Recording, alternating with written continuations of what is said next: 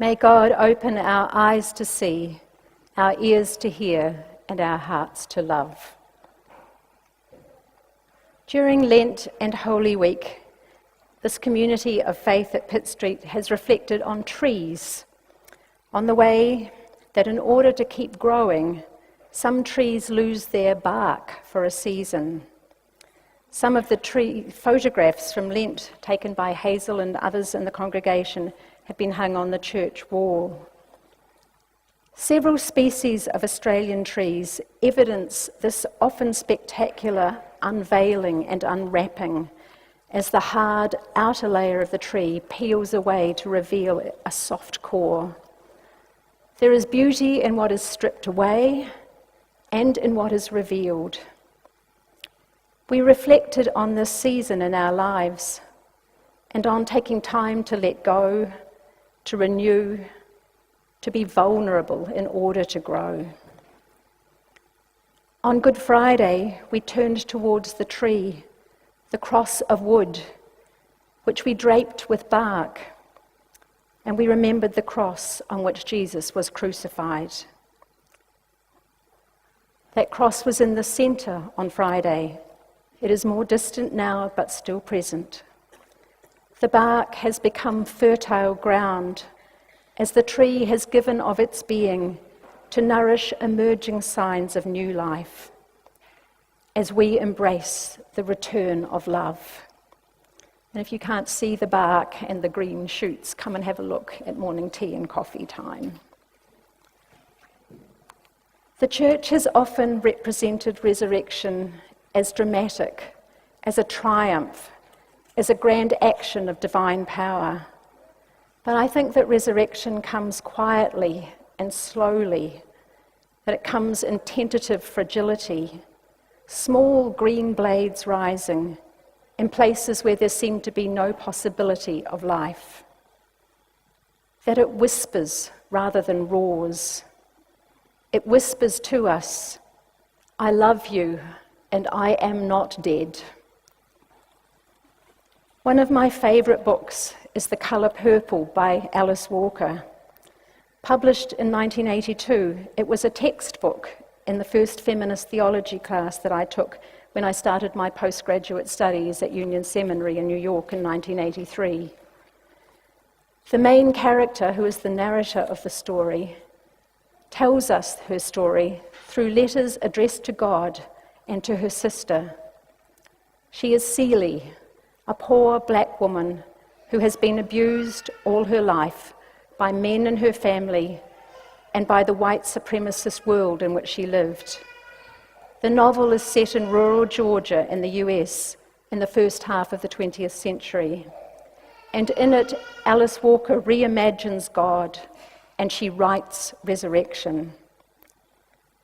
Despite the violence in her life, Celia has somebody in her life who loves her sister Nettie, who gets chased away by Celie's violent husband Albert.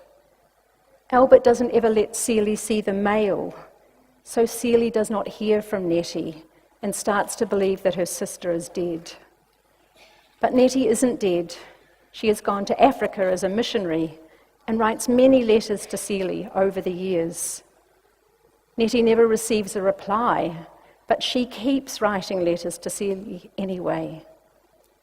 Then one day, years later, Celie finds the packet of letters from Nettie that Albert has stashed away under the floorboards. Dear Celie, Nettie writes, I know you think I am dead, but I am not.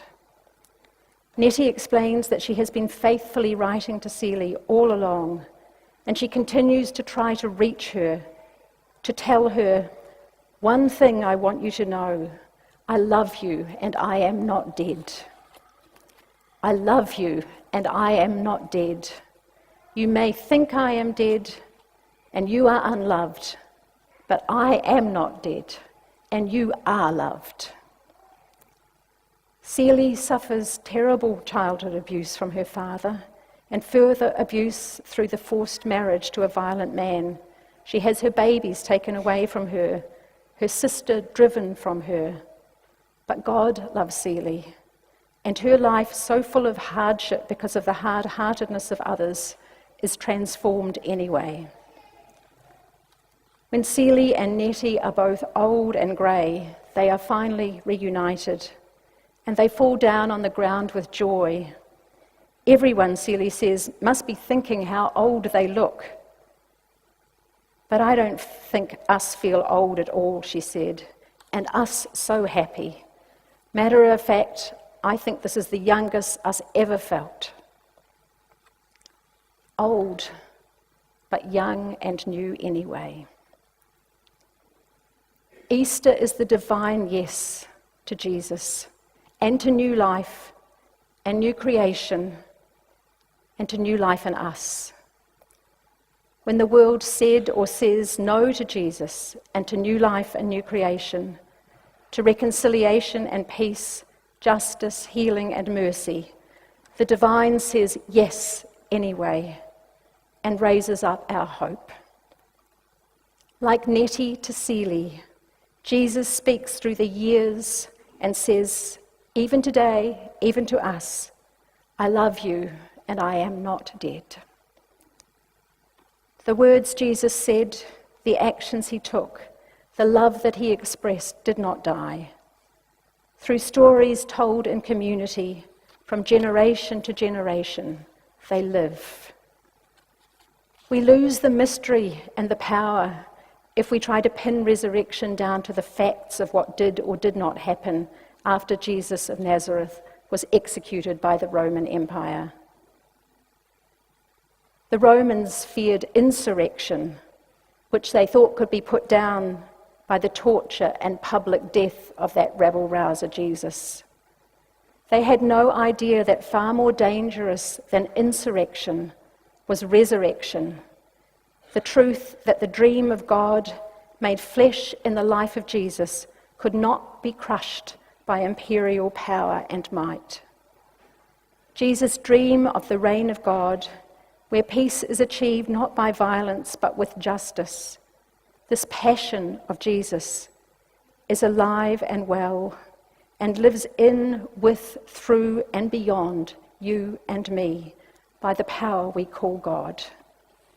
The resurrection of Jesus lived in the lives of his friends and followers because Jesus lived his passion for the reign of God in such a way that his presence could not be killed, not even by the power of Rome. Resurrections are the point of the Easter story. Facts are not the point. Each of the Gospels tells a different story, and the story that the children read to us was a blending of the Gospel stories.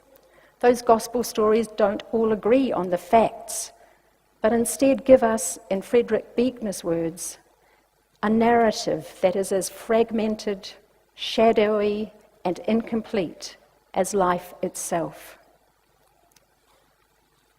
Easter is a myth, and a myth is a story that communicates an essential truth.